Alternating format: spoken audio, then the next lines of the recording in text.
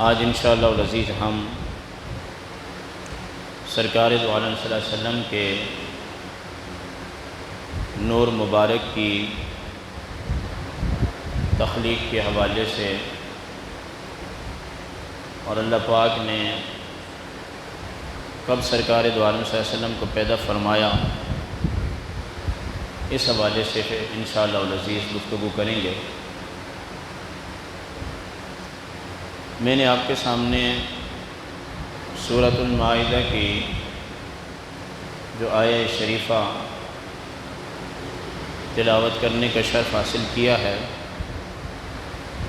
اس میں اللہ پاک فرماتا ہے کہ قد جاءکم من اللہ النور، تحقیق تمہارے پاس اللہ کی جانب سے ایک نور آ گیا، وکتاب مبین، اور واضح کتاب آ گئی۔ اللہ پاک نے اس آیہ شریفہ کے اندر دو چیزوں کا ذکر کیا ہے۔ ایک تو فرمایا کہ اللہ کی جانب سے تمہارے پاس نور آ گیا، اور دوسرا فرمایا کہ کتاب مبین آ گئی۔ تو مفسرین کرام نے اس آیت کی تفسیر بیان کرتے ہوئے یہ بات اپنی اپنی کتابوں میں لکھی ہے کہ نور سے مراد سرکار دو عالم صلی اللہ علیہ وسلم کی ذات اقدس ہے، اور کتاب مبین سے مراد قرآن کریم ہے۔ یعنی اللہ تعالیٰ نے یہ بیان فرمایا کہ اللہ نے تمہیں ایک نبی دیا، اور نبی کے ساتھ کتاب ہے۔ تو نبی جو ہے وہ امام الانبیاء ہے، سید الاولین والآخرین ہے، اور ان کو جو کتاب دی ہے لوگوں کی بھلائی کے لیے، رہبری کے لیے، رہنمائی کے لیے، وہ قرآن کریم ہے۔ تو پتہ چلا کہ اللہ تعالیٰ نے اپنے محبوب کو قرآن دے کر اپنی جانب سے ہمارے پاس بھیجا۔ یہ مسئلہ آپ ذہن میں رکھ لیں اور اچھے طریقے سے سمجھ بھی لیں کہ نبی علیہ السلام کو اللہ پاک نے 12 ربیع الاول شریف کے دن جو دنیا میں بھیجا ہے، اور 40 سال عمر شریف ہونے کے بعد نبی ہونے کے اعلان کا حکم فرمایا ہے، یہ صرف اس لیے ہے کہ تاکہ یہ جو انسان ہیں ان کی راہبری اور رہنمائی ہو سکے۔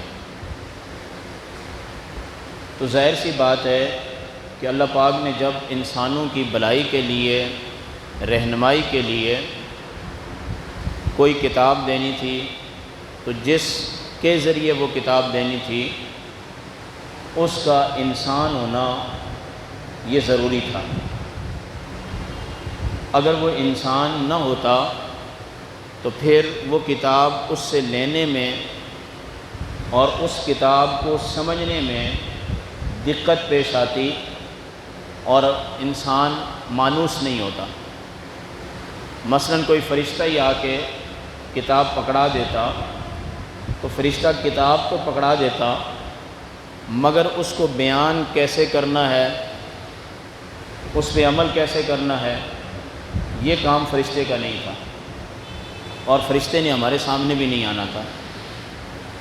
تو ضروری ہوا کہ انسانوں میں ہی سے ایک ایسی عظیم ہستی کا انتخاب کیا جائے کہ جو قرآن کریم کے احکام پر من و ان عمل کرے، اور لوگ اس کو دیکھ کر اس پر عمل کریں۔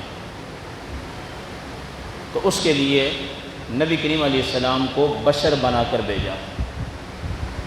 یہ یاد رکھ لینا کہ نبی جو ہوتا ہے اس کے لیے بشر ہونا یہ ضروری ہوتا ہے۔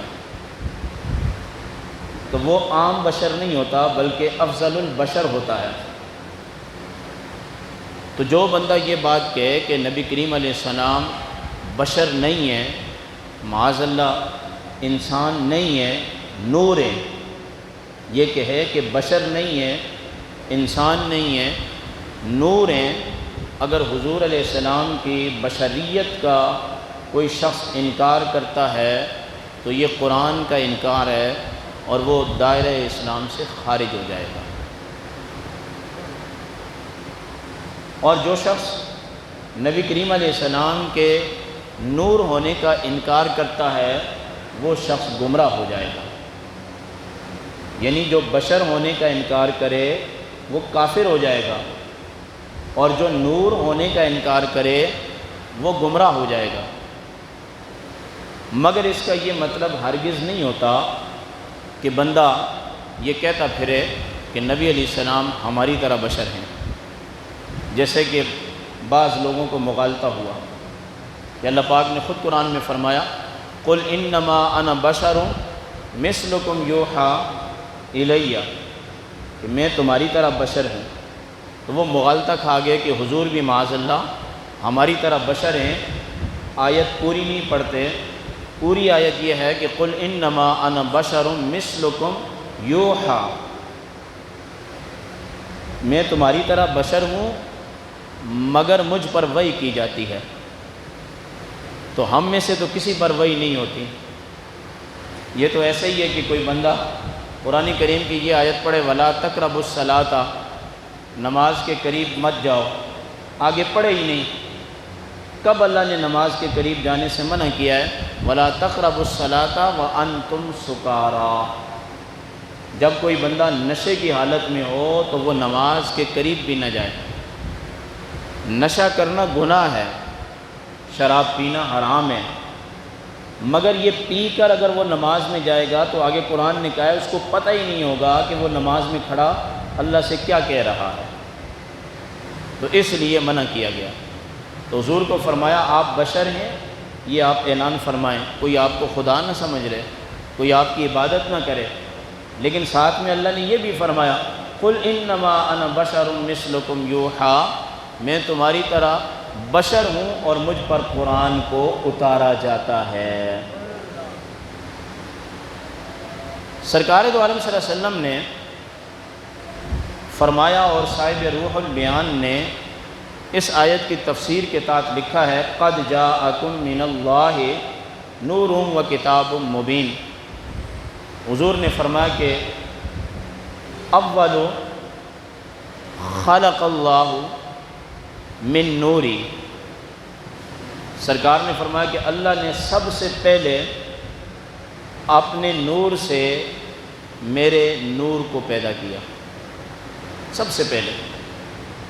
اور پھر صاحب روح البیان کہتے ہیں کہ اللہ پاک نے اپنے نور سے میرے نور کو پیدا کیا اور پھر میرے نور سے کل کائنات کو پیدا کیا، اس لیے آپ کو نور کہا جاتا ہے کہ آپ اللہ کے نور سے پیدا ہوئے اور آپ کے نور سے کل کائنات پیدا ہوئی۔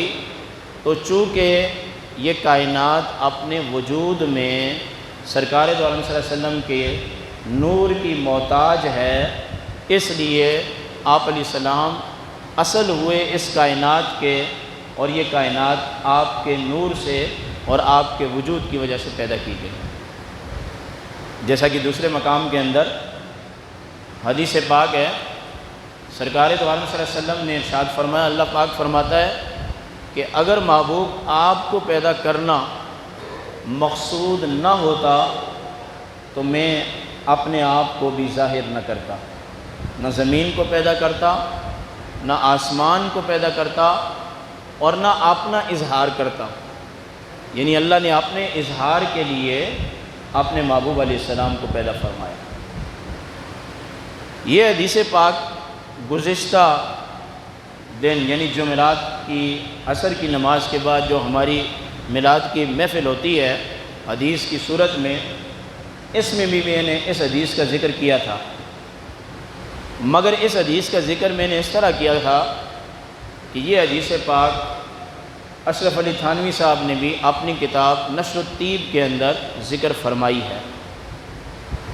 یہ جو میں نے آپ کے سامنے آیت قرآن کی پڑھی ہے، قد جاءکم من اللہ نور، اس آیت کی تفسیر کرتے ہوئے صاحب روح البیان اپنی عربی کی تفسیر کے اندر یہ بات لکھتے ہیں کہ اللہ پاک نے سب سے پہلے 14,000 سال پہلے آدم علیہ السلام کی تخلیق سے، وہاں لفظ استعمال ہوئے کہ خلق اللہ تعالی، کہ اللہ پاک نے پیدا کیا میرے نور کو آدم علیہ السلام کی تخلیق سے پہلے 14,000 14,000 سال اللہ پاک نے آدم علیہ السلام کی تخلیق سے پہلے میرے نور کو پیدا فرمایا۔ 14,000 سال، 14 صدیاں نہیں، 14,000 سال اللہ پاک نے اپنے نور سے میرے نور کو آدم علیہ السلام کی تخلیق سے پہلے پیدا فرمایا۔ آگے پھر حدیث کے اندر یہ ہے کہ اللہ نے میرے نور کو اپنے سامنے رکھا، اور میرا نور کیا کرتا تھا؟ سبحان اللہ، پاک ہے اللہ کی ذات۔ میرا نور اللہ کی تسبیحاں بیان کرتا تھا، اللہ کی حمد بیان کرتا تھا۔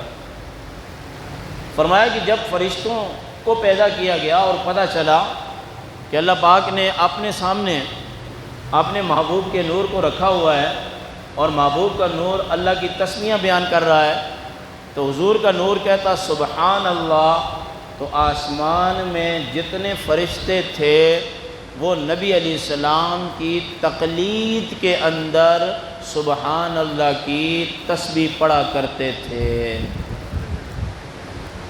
تو سب سے پہلے جو سبحان اللہ کی تسبیح پڑھی ہے وہ نبی کریم علیہ السلام کے نور نے پڑھی ہے، اور پھر اس کی تقلید میں، نور مصطفیٰ علیہ السلام کی تقلید میں فرشتے جو ہیں وہ اللہ کی تسبیح بیان کیا کرتے تھے۔ یہ حدیث پاک بیان کرنے کے بعد تھانوی صاحب اپنی کتاب میں یہ بات لکھتے ہیں، نشر الطیب کے اندر، چھوٹی سی کتاب ہے، اتنی ضخیم کتاب نہیں ہے، آپ کہیں سے بھی خریدیں گے مل جائے گی۔ پہلا باب ہی اس میں یہ ہے کہ نور محمدی صلی اللہ علیہ وسلم، تو اس میں یہ بات لکھتے ہیں کہ یہ جو اللہ پاک نے آدم علیہ السلام کی تخلیق سے 14,000 سال پہلے اپنے محبوب کو نور کو پیدا کیا، تھانوی صاحب لکھتے ہیں کہ یہ کم سے کم کی حد ہے، زیادہ کی کوئی حد نہیں ہے کہ اللہ نے اپنے محبوب کے نور کو اپنے نور سے کب پیدا فرمایا، یعنی کم سے کم تعداد جو ہے وہ کیا ہے؟ 14,000 ہے، زیادہ کی کوئی حد نہیں ہے۔ 70,000 سال پہلے پیدا کیا، 50,000 سال پہلے پیدا کیا، زیادہ کی کوئی حد نہیں ہے، کم کی حد بیان کی گئی۔ اور اس کی مثال آپ کو ایسے دے کے سمجھاؤں کہ جیسے آپ کہتے ہیں کہ ہمیں مزدور چاہیے کام کے لیے، تو اگلا بندہ پوچھتا ہے کہ بھائی آپ کو کتنے چاہیے، تو آپ کہیں کہ بھائی کم سے کم 10 افراد کو ہونے چاہیے۔ تو اب اگر کوئی بندہ 15 بندے لے کے آ جاتا ہے تو آپ اس کو رد نہیں کریں گے، کیونکہ آپ نے کم کی حد تو بیان کی ہے، زیادہ کی حد بیان نہیں کی۔ اس مثال کو سمجھنے کے بعد اگلی بات سمجھیں جو تھانوی صاحب کہہ رہے ہیں اپنی کتاب نشر الطیب، جس کے اندر نور کی بات کرتے ہیں، کہتے ہیں یہ 14,000 سال کم سے کم مدت ہے، زیادہ مدت کیا ہے یہ اللہ ہی جانتا ہے اور مصطفیٰ کریم کا نور جانتا ہے۔ تو 14,000 سال پہلے پیدا کیا، اور نور مصطفیٰ صلی اللہ علیہ وسلم اللہ کی تسبیحاں بیان کرتا تھا۔ یہ لفظ سبحان اللہ، سبحان اللہ، سبحان اللہ، سبحان اللہ، یہ اللہ پاک کی ایسی تسبیح ہے کہ اللہ پاک اس سے خوش ہوتا ہے۔ سبحان اللہ، سبحان اللہ، سب سے پہلے اس کی ابتدا ہوئی ہے۔ اور پیر مہر علی شاہ صاحب رحمۃ اللہ تعالی علیہ نے بھی یہ لفظ نبی کریم علیہ السلام کی زیارت کے بعد اپنی نعت شریف کے اندر استعمال کیا۔ سبحان اللہ تعجب کے طور پر بھی پڑھا جاتا ہے، یہی وجہ ہے کہ شریعت اسلامیہ کے اندر جب آپ کسی چیز کو دیکھیں اور وہ چیز آپ کو اچھی لگے تو حکم یہ ہے کہ سبحان اللہ پڑھ دیں یا ماشاء اللہ پڑھ دیں، تو اس سے نظر نہیں لگے گی۔ اگر سبحان اللہ اور ماشاء اللہ نہیں پڑھا تو نظر لگنے کا اندیشہ ہے۔ تو پتہ چلا کہ یہ سبحان اللہ اور ماشاء اللہ یہ تسبیح اتنی طاقت رکھتی ہے کہ اگر بندہ کسی کو دیکھے نظر لگنے بھی لگے تو سبحان اللہ کے جملے اور ماشاء اللہ کے جملے زبان سے جاری ہو جائے تو نظر کا اثر جو ہے وہ ختم ہو جاتا ہے۔ تو پیر مہر علی شاہ صاحب جب نبی کریم علیہ السلام کی زیارت کی نا، تو زیارت کرنے کے بعد جب نعت شریف لکھی تو وہ پوری نعت ہے جو اس صورت نو جان آکھاں کی جانے جہاں آکھاں، اس میں ایک یہ بات بھی ہے، سبحان اللہ ما اجملکا، سبحان اللہ ما اکملکا، کیا جمال والی صورت ہے اور کیا کمال والی صورت ہے۔ یہ نبی علیہ السلام کی جب خواب کی حالت میں زیارت کی نا، تو پھر نعت شریف کے اندر کہتے ہیں سبحان اللہ ما اجملکا، حضور کتنے حسین بھی ہیں اور جمیل بھی ہیں، ما اکملکا، اور حضور علیہ السلام کتنے کمال والے بھی ہیں۔ بعض لوگوں کے پاس حسن تو ہوتا ہے، خوبصورتی تو ہوتی ہے، مگر کمال نہیں ہوتا۔ بعض لوگوں کے پاس کمال ہوتا ہے مگر خوبصورتی اور جمال نہیں ہوتا۔ پیر مہر علی شاہ صاحب کہتے ہیں کہ میں نے جب اپنے آقا و مولا سید المرسلین، خاتم النبیین، خاتم المعصومین، تاجدار ختم نبوت کو دیکھا تو میں نے آپ کو چہرے کے اعتبار سے بھی حسین پایا اور میں نے آپ کو کردار کے اعتبار سے بھی حسین پایا۔ تو اس لیے یہ سبحان اللہ کا جو لفظ ہے یہ قرآن میں بھی کئی بار آیا ہے۔ تو یہ نبی کریم علیہ السلام نے سب سے پہلے آپ کے نور نے اللہ کے سامنے یہ تسبیح بیان کی۔ ابھی تھوڑی دیر کے بعد میں اور آپ انشاءاللہ زندگی رہی تو سنتیں پڑھیں گے اور پھر جمعے کی نماز پڑھیں گے۔ جب ہم رکوع میں جائیں گے تو کہیں گے سبحان ربی یل عظیم، اور جب ہم سجدے میں جائیں گے تو کہیں گے سبحان ربی یل اعلیٰ، اور جب ہم نماز میں کھڑے ہوں گے تو کہیں گے سبحانک اللہم وبحمدک وتبارک اسمک وتعالی جدک۔ اور جب آپ معراج کی واقعے کی آیت پڑھتے ہیں تو اس میں بھی یہی ہے سبحان الذی اسریٰ بعبدہ لیلا من المسجد الحرام۔ سمندر کی موجوں کو آپ دیکھتے ہیں، عرب کے خوبصورت پہاڑوں کو دیکھتے ہیں، بیت اللہ کی شان و شوکت کو دیکھتے ہیں، اور آپ دنیا کی کسی مسجد کو دیکھتے ہیں، کسی حسین جانور کو دیکھتے ہیں تو ہماری زبانوں پر ایک ہی کلمہ جاری ہوتا ہے سبحان اللہ۔ کیا مسجد ہے، کیا عرب ہے، کیا عجم ہے، کیا وادیاں ہیں، کیا دریائیں ہیں، اور یہ ساری چیزیں سبح للہ ما فی السماوات، سابقہ ماضی کی جتنی اشیاء ہیں وہ سب اللہ کی تسبیح بیان کرتی رہیں، اور سبح اسم ربک الاعلیٰ، حال بھی اللہ کی تسبیح بیان کر رہا ہے یسبح للہ ما فی السماوات، اور استقبال میں بھی اللہ کی تسبیح ہوتی رہے گی۔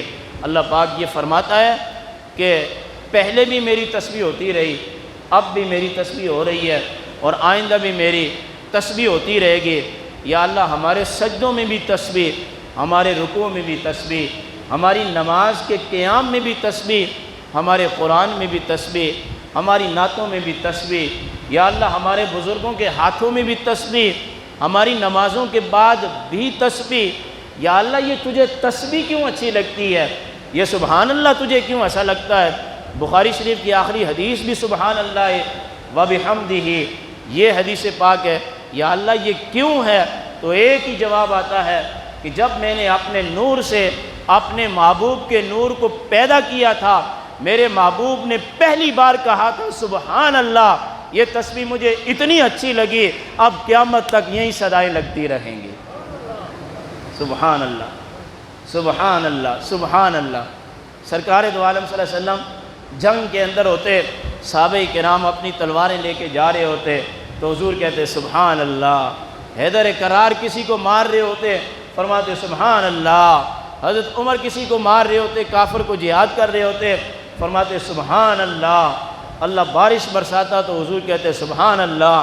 اور یہ حدیث بطور وظیفے کے بھی آپ کو بتا دوں کہ جب نبی کریم علیہ السلام کا قلب اطہر کبھی ملال میں ہوتا تو ترمذی شریف کے اندر امام ترمذی نے باب باندھا ہے کہ آقا کریم علیہ السلام آسمان کی طرف دیکھتے، آنکھوں میں چمکتے ہوئے موتی ہوتے اور ایک ہی بات کرتے سبحان اللہ سبحان اللہ سبحان اللہ۔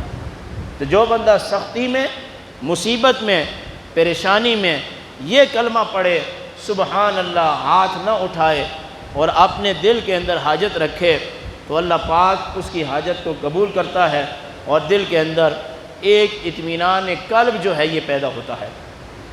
تو میرے شیخ، میرے استاد حضرت اقدس مفتی غلام نبی فخری رحمہ اللہ، جب آپ کا ایک پیریڈ ختم ہوتا اور دوسرا پیریڈ شروع ہوتا، یعنی آپ اپنے کمرے میں بیٹھے ہوتے، ایک کلاس آتی، وہ حدیث پڑھتی، وہ نکلتے، تو پھر دوسرے بچے آتے، تو آپ کبھی کبھار یہ پالتی مار کے بیٹھتے اور یہ سیدھی ٹانگ اپنے بائیں ٹانگ پر رکھ کے بیٹھتے اور ایسے بیٹھ کر ایسے کر رہے ہوتے سبحان اللہ سبحان اللہ سبحان اللہ۔ اما عائشہ رضی اللہ تعالیٰ عنہ فرماتی ہیں کہ جب نبی کریم علیہ السلام کو کوئی پریشانی لاحق ہو جاتی، یہ تعلیم امت کے لیے ہے، گھر سے نکلتے تو کہتے سبحان اللہ اور گھر میں آتے تو سبحان اللہ۔ اور قیامت کے دن آخری الفاظ بندے کے یہی ہوں گے کہ جب جنتی جنت میں جائیں گے اور جہنمی جہنم میں چلے جائیں گے، جہنمی تو عذاب سے ڈر رہے ہوں گے، اور جب جنتی جنت میں چلے جائیں گے تو کیا کہیں گے سبحان اللہ الحمدللہ سبحان اللہ الحمدللہ۔ اور آخری ہماری تسبیح اور تعلیل اور ہم جو ہے یہ جنت میں یہی ہوگی کہ ہر طرف سے آوازیں اٹھ رہی ہوں گی سبحان اللہ اور الحمدللہ۔ بیان کیا جاتا ہے نبی کریم علیہ السلام کے نور مبارک کو جب اللہ نے پیدا فرمایا تو آسمان پہ رکھا، اور جب آسمان پہ رکھا تو آدم علیہ السلام کو پیدا فرمایا۔ تو آدم علیہ السلام کو جب پیدا فرمایا تو اللہ پاک نے نور مصطفیٰ کو آدم علیہ السلام کی پشت میں رکھ دیا، اور جب پشت میں رکھا تو آدم علیہ السلام نے اپنے پیچھے دیکھا تو فرشتے صف باندھ کے کھڑے ہیں اور سبحان اللہ کی تسبیح ہو رہی ہے اور کھڑے ہوئے ہیں، زیارت کر رہے ہیں، اور آدم علیہ السلام کے پشت مبارک سے جیسے پرندوں کی آواز ہوتی ہے ایسے چہچہانے کی آواز آ رہی ہے۔ تو آدم علیہ السلام نے اللہ سے پوچھا یا اللہ، یہ سارے فرشتے میرے پیچھے صف باندھ کے کھڑے ہیں اور یہ میری پشت سے آواز بھی آ رہی ہے، یہ معاملہ کیا ہے؟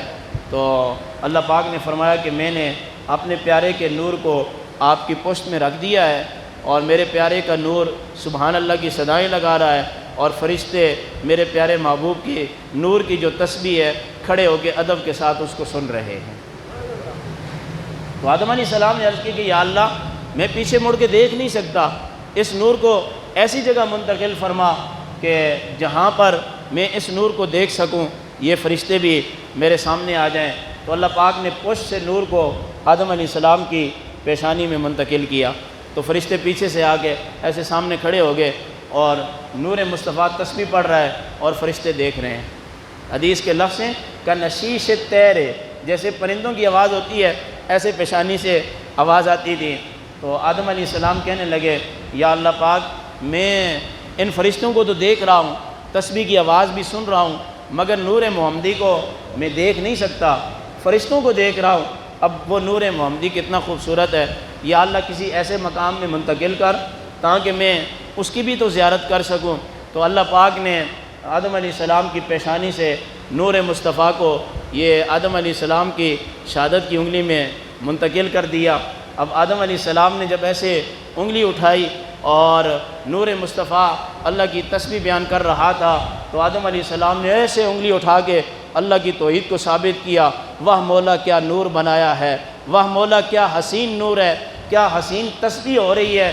اللہ پاک نے ارشاد فرمایا آدم، میرے محبوب کے نور کو دیکھ کر جس انداز سے تم نے میری توحید کو ثابت کیا ہے، اب قیامت تک جتنے لوگ آئیں گے تشہد میں بیٹھیں گے، جب میری توحید کی بات آئے گی، لا الہ الا اللہ، لا پہ انگلی اٹھائیں گے اور الا اللہ پہ چھوڑ دیں گے، یہ انداز مجھے اتنا پسند آ گیا ہے، اب قیامت تک اسی طرح نمازیوں کی انگلیاں اٹھتی رہیں گی۔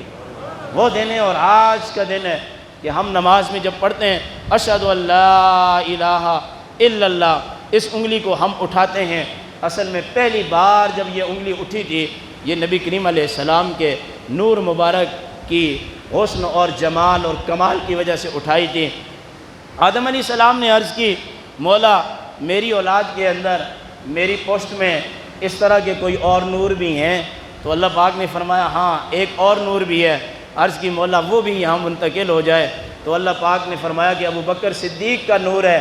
عرض کی مولا میری انگلی میں منتقل فرما دے۔ شہادت کی انگلی میں حضور کا نور ہے اور اس کے ساتھ سیدنا صدیق اکبر کے نور کو پیدا فرمایا اور منتقل فرمایا۔ عرض کی مولا اور بھی نور ہے؟ فرمایا ہاں ہے، عمر کا نور ہے، وہ یہ بڑی انگلی کے ساتھ اس انگلی میں منتقل کر دیا۔ عرض کی مولا اور نور بھی ہیں؟ فرمایا ہاں، عثمان کا نور بھی ہے، چھوٹی انگلی کے اندر منتقل کر دیا۔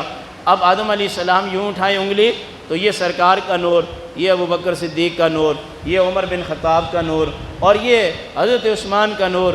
عرض کرتے ہیں یا رسول اللہ اور یا اللہ اور نور بھی ہیں؟ فرمایا ہاں، علی المرتضیٰ کا نور ہے، انگوٹھے کے اندر منتقل فرما دیا۔ اب نبی کریم علیہ السلام کے تینوں یاروں کے نور شہادت کی انگلی کی اس طرف ہیں اور مولا کائنات کا نور یہ انگوٹھے کے اندر ہے۔ انگوٹھا چومنے میں کوئی بات تو ہے کہ علی کے نور کے لیے اللہ نے منتخب کیا بھی ہے تو آدم علیہ السلام کے انگوٹھے کو کیا ہے۔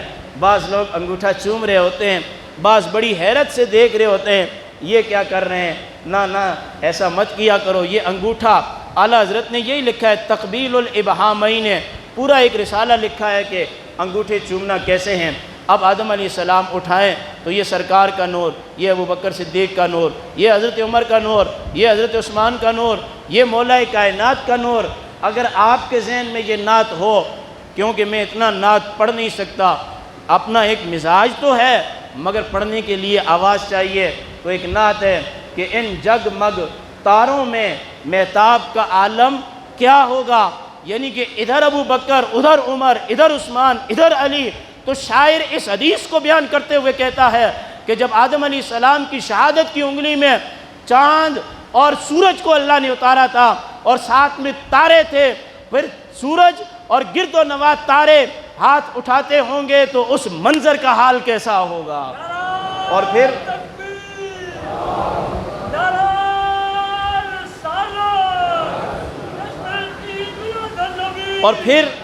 پھر پھر جب آپ علیہ السلام مدینہ میں آئے تو حدیث میں تو یہی پڑھتے ہیں، دائیں جانب ابو بکر ہوتے، بائیں جانب سیدنا عمر ہوتے، سامنے علی و عثمان ہوتے، اور دن قیامت کا ہوگا حضور فرماتے ہیں سب سے پہلے اپنی قبر سے میں اٹھوں گا، پھر ابو بکر کو اٹھاؤں گا دائیں جانب رکھوں گا، پھر عمر کو اٹھاؤں گا بائیں جانب رکھوں گا، پھر جنت البقیع والے بشمول حضرت عثمان کے میرے پیچھے ہوں گے اور علی میرے آگے سفید جھنڈا لے کے چل رہا ہوگا۔ اس وقت منظر کیا ہوگا وہ محشر کے میدان میں پتہ چلے گا۔